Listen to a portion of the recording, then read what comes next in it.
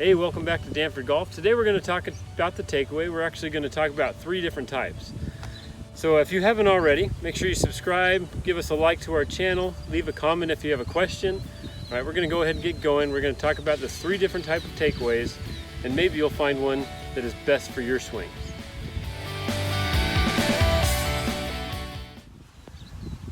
So today we're talking about the 3 different takeaways. All right, so the first one we're going to talk about, I guess we'll just call that the standard, the perfect takeaway that we'd like to see, or that most people want to see. Okay, so when they set up to it, that perfect takeaway is basically if your hand is in a box right here, all right, your hand travels, they stay kind of low, club face stays just slightly outside of the hands, all right, and when it finishes, all right, either if you want to call that position 2 or just the takeaway position, the club face basically hides your hands, all right. That is typically what we call the ideal takeaway. That's what you're going to see when you see this video of Adam Scott.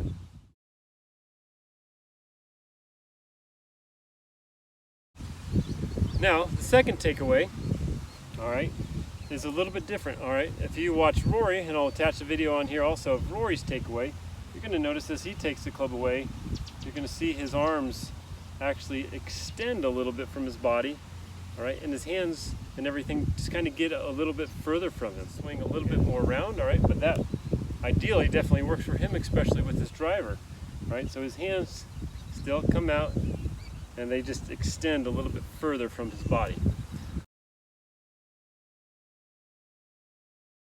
All right, and the third type of takeaway we're going to talk about is kind of more how Lexi Thompson takes the club back, which again is different than Adam Scott and different than Rory. So as Lexi takes the club back, you're going to see the club actually looks like it actually kind of comes a little bit lower and a little bit more, I guess you would say, to the inside.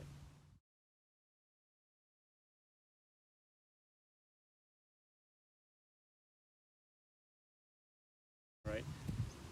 The big thing when you see these 3 takeaways, there's lots of things in common with them. Even though they're slightly different in each way, each one has something that's very common to it.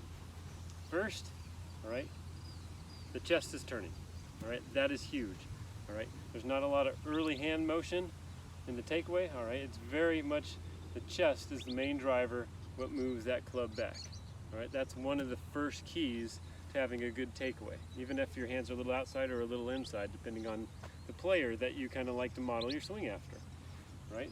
So nice chest turn, not too much hand motion in the beginning. The second thing that you've really come in contact with, all right, is when the club is here, you can see the club face is the toe is slightly towards the ground, or basically it matches my spine angle. All right, some you'll see a little bit closed, all right, maybe like a Brooks Koepka or somebody with a more bowed wrist, right? Not too many are going to be flayed open because that's going to be somebody who tends to slice the ball. And that means they're probably going to use a lot of their arms and wrists to take that club away. Okay. And the third and final thing, all right, so we got good chest turn, club face is square, all right, and then you see that my club in this position 2 or takeaway position is going to be going down my toe line and aiming at my target, okay? That is the third thing that we look for in a takeaway, even if it's a little inside or a little outside, all right, or kind of our standard. Those are the 3 things that you need to kind of see in your takeaway. So I hope this video helps you today.